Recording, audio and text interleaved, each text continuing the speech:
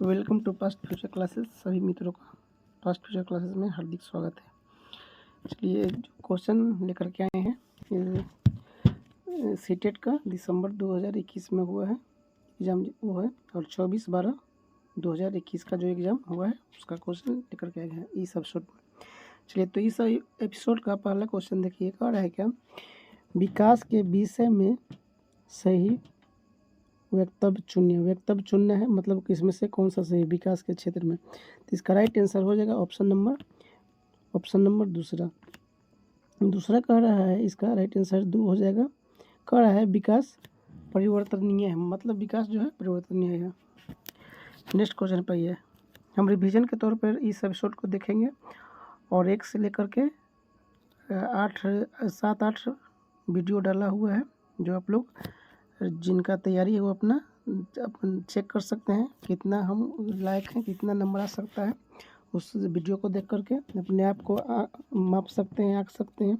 Test के तौर पे ये एपिसोड चल रहा है। तो चलिए दूसरा नंबर क्वेश्चन है, निम्न में से विकास का कौन सा सिद्धांत प्रस्तावित करता है कि बच्चे अपनी भुजाओं पर अंगुलियों से पहले मांसपेशियां नियंत्रण कर पाते हैं। तो इसका राइट आंसर हो जाएगा ऑप्शन नंबर पहला अधोगामिक सिद्धांत ये होता है। चलिए तीसरा है, शारीरिक लक्षण जैसे आँखों का रंग, ऊंचाई, बालों का रंग ये क्या दिखाता है। तो इसका राइट आंसर हो जाएगा ऑप्शन नंबर दूसरा, ये है वंशागत होते हैं। ये क्या है, तो ये वंशागत होते हैं। नेक्स्ट क्वेश्चन पे आइए, हमारा अगला क्वेश्चन है 4 नंबर का है, बच्चों के समाजीकरण का प्राथमिक संस्था है, मतलब कहाँ पे प्राथमिक संस्था पहले माना जाता है। तो इसका राइट आंसर हो जाएगा परिवार, ऑप्शन नंबर 4। प्राथमिक संस्था एक घर होता है, परिवार जो उसका खुद का होता है।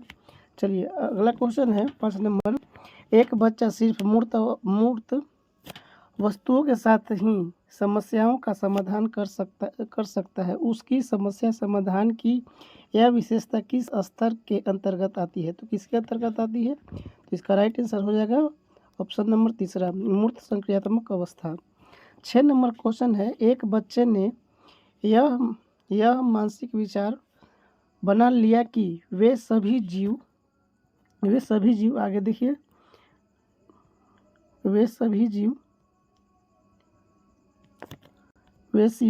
जीव जिनके पंख हैं और उड़ सकते हैं वे पक्षी हैं। तत्पश्चात उसने एक चित्र पुस्तिका में एक चमगादड़ देखा और उसे स्तनधारी कहने की बजाय पक्षी ही कहा। इस स्थिति में ज्ञान निर्णय की इस प्रक्रिया को क्या कहते हैं, मतलब ज्ञान निर्णय की इस प्रक्रिया को क्या कहेंगे। तो इसका राइट आंसर हो जाएगा ऑप्शन नंबर पहला, समावेशन।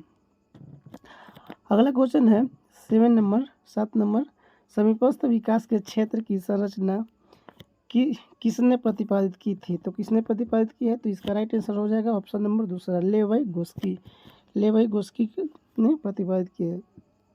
चलिए 8 नंबर क्वेश्चन है, निम्नलिखित में से कौन सा बच्चों के संज्ञानात्मक विकास के विषय में जीन पियाजे और लेवाइगोस्की के विचारों के बीच मुख्य अंतर दर्शाता है, मतलब अंतर ये जो है कौन सा इसको दर्शाता है। तो इसका राइट आंसर हो जाएगा ऑप्शन नंबर पहला। कह रहा है पहला में पियाजे बच्चों के स्वतंत्र प्रयासों द्वारा जगत को अनुभव करने पर जोर देते हैं, जबकि वाइगोस्की संज्ञानात्मक विकास को सामाजिक मध्यवस्थ प्रक्रिया के रूप में देखते हैं। ये इन दोनों का अंतर दिखा रहा है। तो इसका राइट ऑप्शन हो जाएगा ऑप्शन नंबर पहला।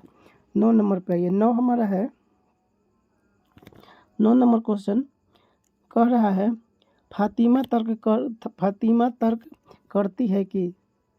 कर रही है कि आपको ईमानदार होनी चाहिए क्योंकि इससे आपके माता पिता आप पर गर्व करेंगे। फातिमा कोहलबर्ग के नैतिक चिंतन के किस चरण पर है, मतलब किस चरण पर ये है। तो इसका राइट आंसर हो जाएगा ऑप्शन नंबर तीसरा, अच्छा लड़का अच्छी लड़की अभिन्न विकरण पे ये बल दे रही है फातिमा। 10 नंबर कह रहा है, कक्षा में सकारात्मक अधिगम माहौल निर्मित करने आगे है माहौल निर्मित करने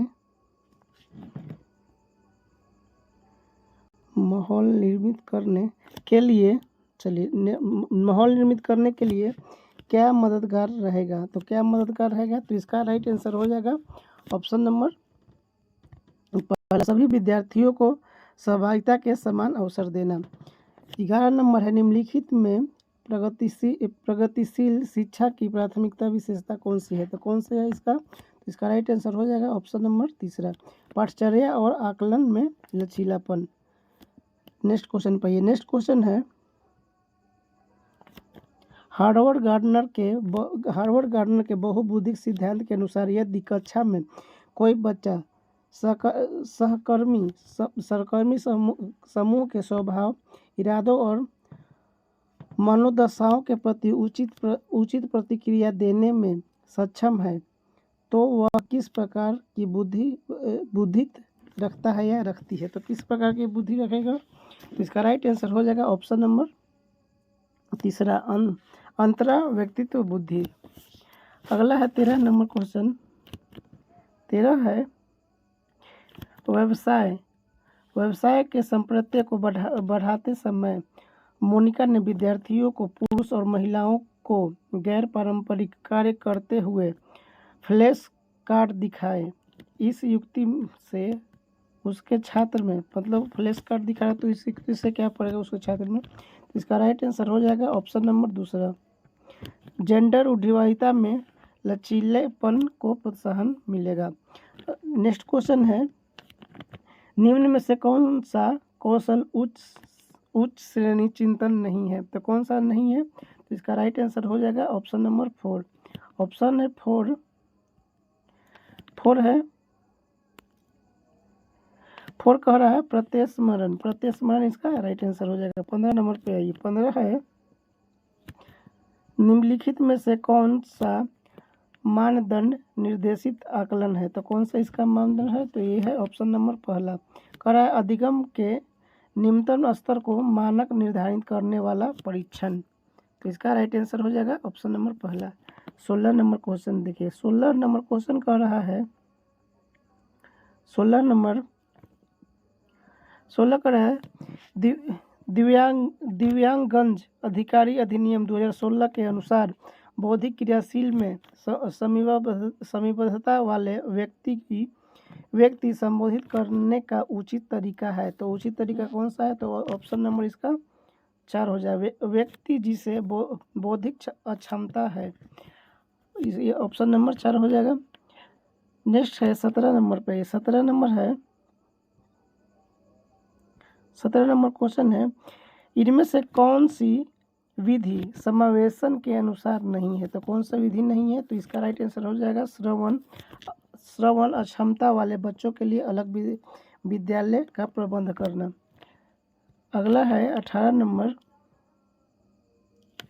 18 कह रहा है, राजन अपनी ही दुनिया में खोया हुआ प्रतीत होता है। वह लोगों से नेत्र संपर्क नहीं करता और सारा दिन एक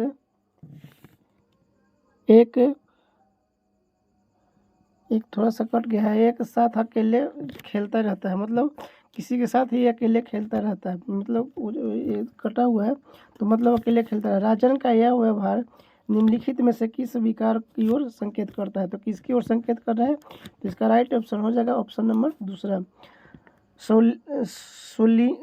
सोलिन क्रम विकार को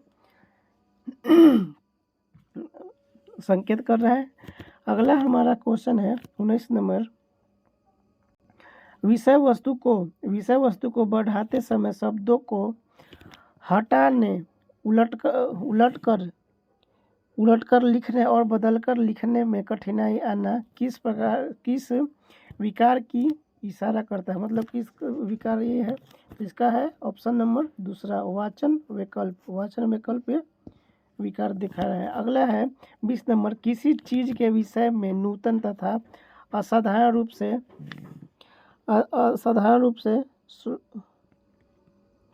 सोच और समस्या का निदान के लिए अनोखा समाधान ढूंढ क्षमता क्या कहलाती है? मतलब वो समाधान ढूंढने की क्षमता उसको क्या कहलाएगी? तो वो है ऑप्शन नंबर 4 सृजनात्मक के ढूंढ, इसका ऑप्शन हो जाएगा। अगला है 21 नंबर क्वेश्चन। 21 देखिए कह रहा है कि एक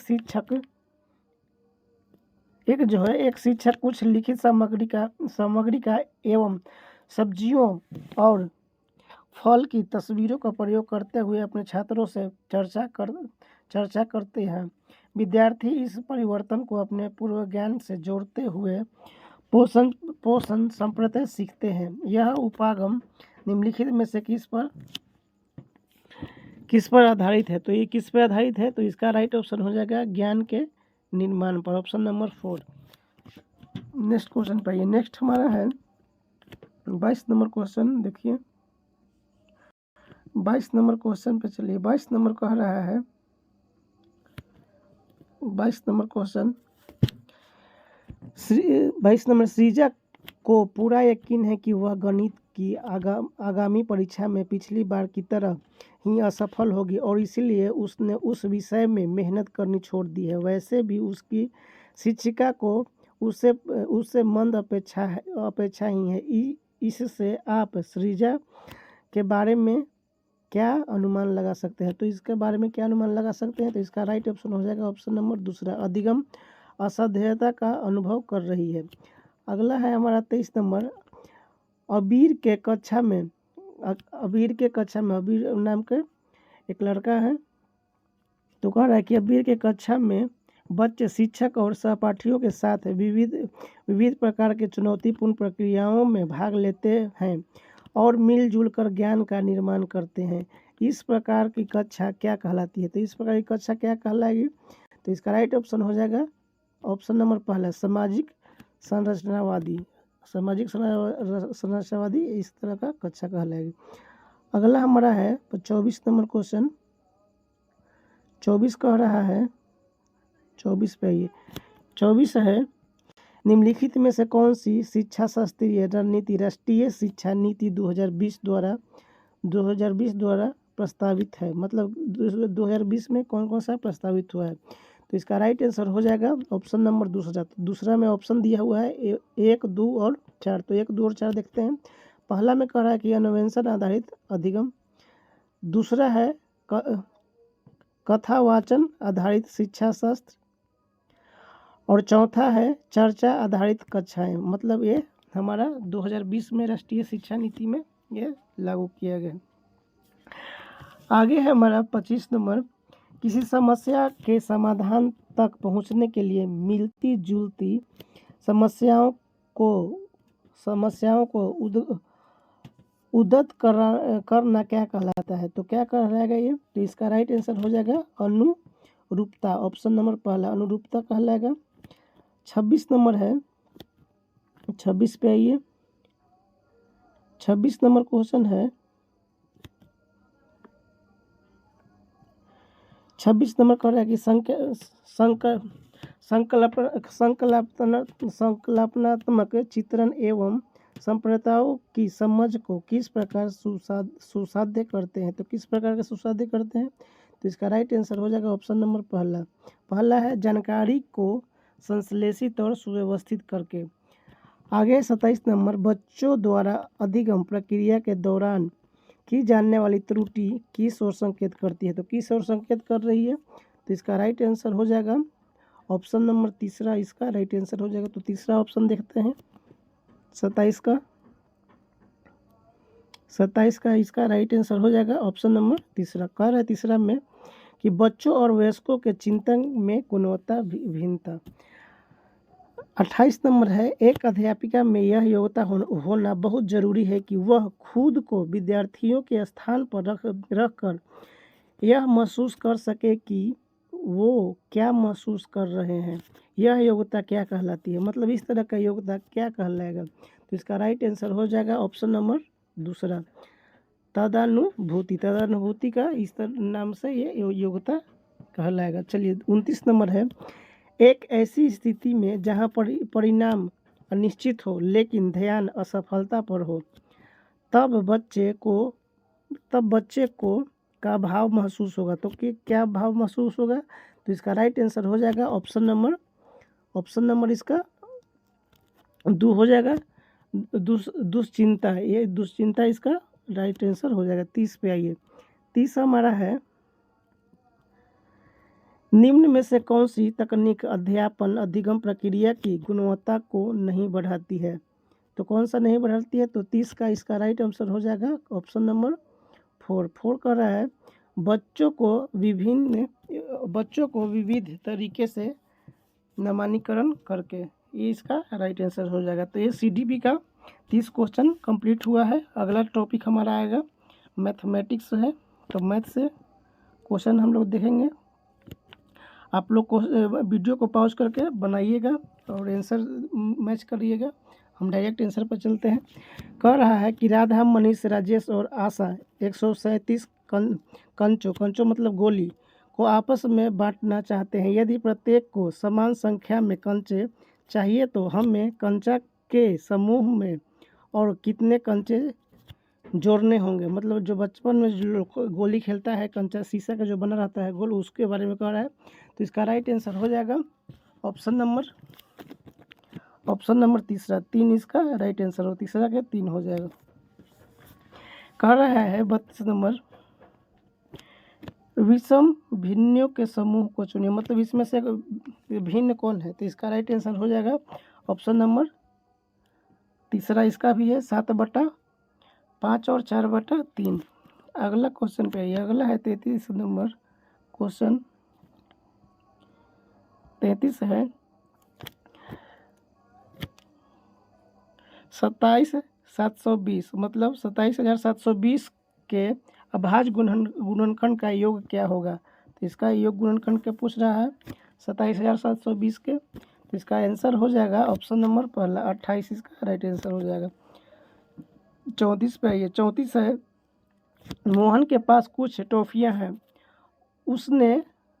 उसने उनका 1/3 भाग अमर को, 1/4 भाग अकबर को, 1/6 भाग एंथोनी को और 1/12 भाग तरणप्रदीप को दिया। 1 दर्जन टॉफियाँ अभी भी मोहन के पास बची हुई है। मोहन के पास शुरुआत में कुल कितनी टॉफियाँ थी? इसको कितनी टॉफियाँ थी इसको दर्जन में बताना है। तो कितना दर्जन इसके पास था? तो इसका राइट आंसर हो जाएगा ऑप्शन नंबर तीसरा। इसमें 6 दर्जन इसके पास टॉफियाँ थी। आगे आइए 35 नंबर क्वेश्चन पे। 35 हमारा है क्वेश्चन। 35 नंबर 35 कह रहा है 35 नंबर क्वेश्चन कह रहा है कि 3 क्रमागत प्राकृतिक संख्याओं का योगफल जिस संख्याओं से सदैव विभाजित होता है वह है, मतलब वो कौन है? तो इसका राइट आंसर हो जाएगा ऑप्शन नंबर दूसरा। इसका राइट आंसर हो जाएगा 3। नेक्स्ट क्वेश्चन पे आइए। 36 नंबर 36 कह रहा है यदि 6 अंकों की संख्या 24,678 एक से 11 से विभाज्य है और 5 अंकों की संख्या 36 से 71 मतलब 36 से y और 9 से विभाजित है। ये जो है 1 से 11 से है और ये है 9 से विभाजित है। तो x प्लस और x माइनस का मान क्या होगा? मतलब इसका मान पूछ रहा है दोनों का। तो इसका राइट आंसर हो जाएगा ऑप्शन नंबर 2/3। ऑप्शन नंबर पहला आप लोग मान निकाल लीजिएगा। ऑप्शन नंबर पहला इसका राइट आंसर हो जाएगा। आगे है अलग को छांटिए। मतलब इसमें से भिन्न कौन है? तो अलग जो है उसको छांटना है। तो इसमें 37 का राइट आंसर हो जाएगा पंचभुजाकार प्रिज्म। ये जो है ऑप्शन नंबर 4 पंचभुजाकार प्रिज्म ये अलग है। आगे आइए 38 हमारा है एक चतुर्भुज कह रहा है 38 में 38 नंबर क्वेश्चन है एक चतुर्भुज के विकर्ण एक दूसरे को 90 डिग्री समकोण पर काटते हैं। मतलब 90 डिग्री समकोण पर काटते हैं। यह चतुर्भुज एक चतुर्भुज विकर्ण मतलब चतुर्भुज है। चतुर्भुज के विकर्ण एक दूसरे को 90 डिग्री समकोण पर काटते हैं। यह चतुर्भुज निम्नलिखित में से हो सकता है। यह कौन सा हो सकता है? तो ये कह रहा है क्या?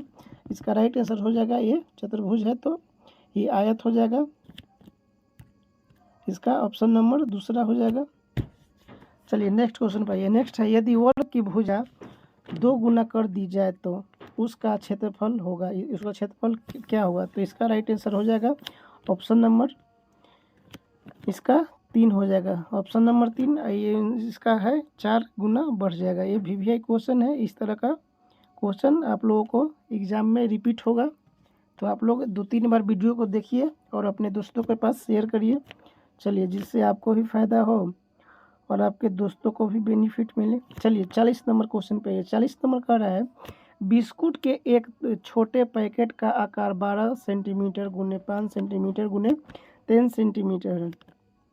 एक थोक विक्रेता एक छोटे पैकेट को एक बड़े बक्से में पैक करना चाहता है, जिसका आंतरिक मापन 0.5 मीटर गुने 0.25 मीटर गुने 18 सेंटीमीटर।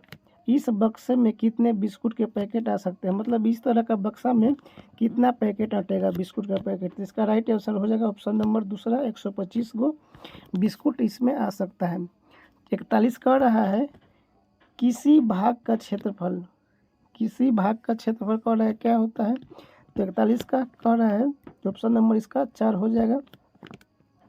कह रहा है 4 में कह रहा है कि एक सतह पर क्षेत्र द्वारा घेरी जाने वाली जगह का माप होता है। मतलब किसी भाग का क्षेत्रफल का परिभाषा पूछ रहा है, तो कह रहा है कि एक सतह पर क्षेत्र द्वारा घेरी जाने वाली जगह का माप होता है। तो इसका राइट आंसर ऑप्शन नंबर 4 हो जाएगा। 42 पे ये 42 है। 42 का क्वेश्चन देखिए। 42 कह रहा है क्या, 60 लीटर 750 ml दूध समान आकार की 27 बोतलों में भरा जाता है। ऐसी 17 बोतल में दूध की मात्रा, मतलब 17 बोतल में कितना दूध हटेगा? इसका साइज है 750 ml रहेगा, तो कितना इसमें हटेगा? तो इसका राइट आंसर हो जाएगा ऑप्शन नंबर दूसरा इसका राइट आंसर हो जाएगा 38 लीटर हटेगा, मतलब 250 ml इसमें दूध हट जाएगा। आइए 43 नंबर क्वेश्चन पे। 43 हमारा है 43 नंबर क्वेश्चन। 43 नंबर है, दिए गए अनुक्रम में से कौन सी संख्या लुप्त है? मतलब इसमें से कौन सी संख्या लुप्त है, तो इसमें देखना है और भरना है। तो इसका राइट आंसर हो जाएगा ऑप्शन नंबर 4 हो जाएगा, 21 और 89। चलिए अगला क्वेश्चन है 44 नंबर। कह रहा है, मीनू के पास 1 सेंटीमीटर भुजा वाला एक घन है। वह अपने बक्से ऐसे 30 घन रख सकती है। यदि महिमा के पास एक घनाकार पासा जिसकी लंबाई 2 सेंटीमीटर, चौड़ाई 1 सेंटीमीटर और ऊंचाई 1 सेंटीमीटर हो, तो मीनू के बक्से में ऐसे कितने पासे रख सकती है? मतलब पासे रख सकती है। ये बक्सा पूरा खाली है, मतलब ये इस तरह का बक्सा जो है पूरा खाली है, तो कितना ये अट सकता है, इसमें रखा सकता है? तो इसका राइट ऑप्शन हो जाएगा ऑप्शन नंबर तीसरा, 15 इसमें आएगा, 15 को रखा सकता है। चलिए 45 नंबर क्वेश्चन है। 45 हमारा है, एक आयत की चौड़ाई और परिमाप की बीच का अनुपात कट गया है, क्वेश्चन मान दिया गया है। अनुपात इतना है, तो आयत की लंबाई और चौड़ाई के बीच का अनुपात क्या होगा? तो इसके बीच के आयत का अनुपात पूछ रहा है, तो इसका अनुपात हो जाएगा 3:2। 3 अनुपात इसका 2 राइट आंसर हो जाएगा ऑप्शन नंबर पहला। 46 नंबर पे आइए। 46 है, कक्षा 5 के गणित अध्यापक श्रीमान जेकब ने अपनी विद्यार्थियों को निम्नलिखित 2 शाब्दिक समस्याएं दी है। तो कौन सी समस्या दी है? इसका राइट आंसर हो जाएगा ऑप्शन नंबर, थोड़ा सा क्वेश्चन आया करिए। तो इसका राइट आंसर हो जाएगा ऑप्शन नंबर दूसरा इसका कह रहा है, ये 2 समस्या है, तो इसमें दूसरा इसका राइट आंसर हो जाएगा। कह रहा है, अध्यापक को भाग संरचना के अंतर्गत आने वाली विधि शाब्दिक समस्याओं के प्रारूप और उप प्रारूप की स्पष्टता, मतलब इस तरह का जो समस्या होता है ये इस पे डिपेंड करता है। चलिए नेक्स्ट क्वेश्चन है 47 नंबर। निम्न में से क्या बुनियादी संख्यात्मक कौशल में वृद्धि के लिए सुझावित शिक्षा शास्त्रीय रणनीति नहीं है? तो क्या कौन सा नहीं है? तो इसका राइट आंसर हो जाएगा ऑप्शन नंबर दूसरा, संख्यात्मक प्रश्नों का उपयोग ये नहीं है। अगला क्वेश्चन है 48 नंबर पे। 48 हमारा है 48 नंबर क्वेश्चन। 48 नंबर क्वेश्चन देखते हैं। 48 नंबर क्वेश्चन 48 कह रहा है प्राथमिक कक्षाओं के बच्चों को आकृतियों की अवधारणा का परिचय देने के लिए निम्नलिखित में से अत्यधिक उपयुक्त क्रियाकलाप को पहचानिए। तो कौन सा क्रियाकलाप है? तो इसका राइट आंसर हो जाएगा ऑप्शन नंबर पहला, बच्चों को अपने चारों ओर की विभिन्न वस्तुओं पदार्थों से संबंधित अपने अनुभवों को साझा करने का अवसर दिया जाए। इसका राइट आंसर पहला हो जाएगा। 49 पे ये 49 है। 49 कह रहा है कि इनमें से कौन सा सोपान चरण समस्या समाधान में शामिल नहीं है? तो कौन सा इसमें शामिल नहीं है? तो इसका राइट आंसर हो जाएगा 49 का पहला। कह रहा है अविवेचित कला विधि का विकास करना। 50 नंबर देखिए। 50 है राधा के पास 450 रुपये और सीना के पास 550 रुपये हैं। सीना के पास राधा की अपेक्षा कितना धन अधिक है पूछ रहा है और नीचे दे रहा है एक बच्चे को उपरोक्त शाब्दिक समस्याओं को हल करने के लिए कहा गया बच्चा उसे 450 प्लस 550 विधि से हल करता है। इस प्रकार के उत्तर का सबसे संभावित चरण क्या हो सकता है? तो इसका क्या हो सकता है? ऑप्शन देखते हैं। तो इसका राइट आंसर हो जाएगा 50 का ऑप्शन नंबर 4 इसका राइट आंसर हो जाएगा। कह रहा है बच्चे ने अधिक शब्द का योग से संबंधित किया है। तो ऑप्शन नंबर 4 इसका राइट आंसर हो जाएगा। चलिए 51 नंबर पे 51 है। 51 नंबर क्वेश्चन 51 कह रहा है स्थानीय मन की अवधारणा प्रस्तुत करने से पूर्व छात्रों को मूर्त सामग्री से गिनती और समूहीकरण क्रियाकलाप कराने चाहिए। इस प्रकार के क्रियाकलाप का प्रयोजन क्या है? तो क्या प्रयोजन है? तो इसका राइट आंसर हो जाएगा ऑप्शन नंबर 4। वह स्थानीय मन प्रणाली में समूहीकरण और विनिमय को समझने में मदद करता है। 52 नंबर पर 52 है किन्हीं दो पूर्ण संख्याओं का योग एक पूर्ण संख्या होता है, यह योग का कहलाता है। मतलब यह योग क्या कहलाएगा? ये पूछ रहा है कि यह योग क्या कहलाएगा? तो इसका राइट आंसर हो जाएगा ऑप्शन नंबर दूसरा, समवर्ग गुण ये योग कहलाएगा। नेक्स्ट क्वेश्चन पे आइए। 53 नंबर है।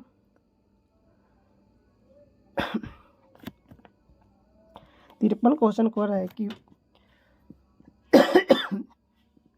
चलिए 53 नंबर है वेन हेल के सिद्धांत के अनुसार ज्यामितियों के अधिगम के लिए प्रथम महत्वपूर्ण पद संपूर्ण चिंतन है। क्यों सा है? तो ये इसका राइट आंसर ऑप्शन हो जाएगा पहला, यह आकृतियों के विश्लेषण और दृश्यीकरण कौशल को विकसित करने के आधार है। 54 पे 54 है। 54 कह रहा है एक अध्यापिका अपने छात्रों को कोई भी 4 अंक उपयोग करके एक 4 अंकों की सबसे बड़ी संख्या बनाने के लिए कहती है, बशर्ते उसे 5 इकाई के स्थान पर नियत करना होगा। मतलब नियत करना होगा। यह एक उदाहरण है। तो यह किसका उदाहरण है? तो इसका राइट आंसर हो जाएगा ऑप्शन नंबर दूसरा, नियतकालिक प्रश्न का ये उदाहरण है। अगला है दशमलव संख्याओं का प्रतिनिधित्व करने के लिए निम्नलिखित में से कौन सी अति उपयुक्त है? तो इसमें से कौन सा उपयुक्त है? तो इसका राइट आंसर हो जाएगा ऑप्शन नंबर तीसरा, ग्रिड पेपर या ग्राफ पेपर। ग्राफ पेपर इसका राइट आंसर हो जाएगा। ऑप्शन नंबर क्वेश्चन नंबर 56 पे आइए, 56 क्वेश्चन नंबर। चलिए कह रहा है गणित से संबंधित निम्नलिखित में से कौन सा कथन उचित है, मतलब इसके लिए कौन सा सटीक बैठेगा गणित के लिए? तो इसका राइट आंसर हो जाएगा ऑप्शन नंबर तीसरा। तीसरा में ये सी इसका बैठेगा। कह रहा है गणित के प्रश्न समस्याओं का हल आलोचनात्मक चिंतन को बढ़ावा देता है। तो इसका राइट आंसर हो जाएगा ऑप्शन नंबर। चलिए 57 पे, 57 कर रहा है 57 नंबर। एक बस कह रहा है कि एक बस संख्या 405 स्थान ए से, मतलब एक बस है उसका जो नंबर है 405 है, स्थान ए से स्थान बी के बीच चलती है। ऊपर दिए गए कथन किस प्रकार संख्याओं के चित्रण का उपयोग है, मतलब उपयोग किया गया है? तो इसका राइट आंसर हो जाएगा ऑप्शन नंबर 4, इसका नामिक या अंकित संख्या। अगला है 58 नंबर। अशुद्धियाँ अधिगम का एक आवश्यक अंग है, यह क्या? तो यह है ऑप्शन नंबर इसका दिखा रहा है, इसका ऑप्शन हो राइट आंसर इसका हो जाएगा ऑप्शन नंबर, राइट आंसर इसका ऑप्शन नंबर हो जाएगा यह है। तो क्या है यह? ऑप्शन नंबर इसका 2 हो जाएगा। सत्य है क्योंकि यह शिक्षक और छात्रों दोनों के लिए ही अवसर उपलब्ध कराता है कि वे अपनी अशुद्धियों का विश्लेषण करें और उनका प्रभावपूर्वक रूप से संबंधित करें। तो इसका राइट आंसर 2 हो जाएगा। चलिए 59 पे आइए। 59 नंबर क्वेश्चन कह रहा है, 59 नंबर कह रहा है राष्ट्रीय पाठ्यचर्या की रूपरेखा 2005 के अनुसार गणित अधिगम के लिए निम्नलिखित में से उच्चतर उद्देश्य कौन सा है? तो इसके लिए कौन सा उद्देश्य है? तो 59 का राइट आंसर हो जाएगा ऑप्शन नंबर तीसरा, बच्चे के मस्तिष्क का गणितीकरण करने के लिए उसके आंतरिक संसाधनों का विकास करना। तो इसका राइट आंसर हो जाएगा ऑप्शन नंबर 3। चलिए 60 नंबर पे आइए। 60 नंबर कह रहा है क्वेश्चन, एक व्यक्ति कहता है कि गणित में लड़कियां लड़कों की अपेक्षा अच्छी होती है। ये एक व्यक्ति का कहना है। इस दावे के लिए उसे निम्न में से कौन से आंकड़े सहायता होगा, मतलब कौन सा आंकड़ा इसके लिए सहायक होगा? तो इसका 60 का राइट आंसर है ऑप्शन नंबर 4 इसके लिए सटीक बैठेगा ऑप्शन नंबर 4। कह रहा है जेंडर और गणित के क्षेत्रों में विविध शोध अध्ययन, मतलब शोध अध्ययन करके ये इसके लिए जेंडर के लिए काम करेगा। तो शोध हुआ है तो पता चला। तो ये 60 क्वेश्चन हमारा कंप्लीट हुआ है। एपिसोड ये 9 में नंबर एपिसोड चल रहा है। तो आप लोग 1 से लेकर के 8 तक 9 तक देखिए और अपने दोस्तों के पास शेयर करिए और ज़्यादा से ज़्यादा रिवीजन करिए, तब जा कर के ज़्यादा नंबर प्राप्त कर सकते हैं। और ये इन्वायरमेंटल स्टडी का जो है अगला एपिसोड में यहाँ से देखेंगे क्वेश्चन हम लोग इन्वायरमेंटल स्टडी का। तो आज के लिए इतना ही, और इस चैनल को सपोर्ट करिए, वीडियो को लाइक करिए और अपने दोस्तों के पास शेयर करिए। तो आज के लिए इतना ही। Thank you for watching. फिर मिलेंगे हम अगले वीडियो में।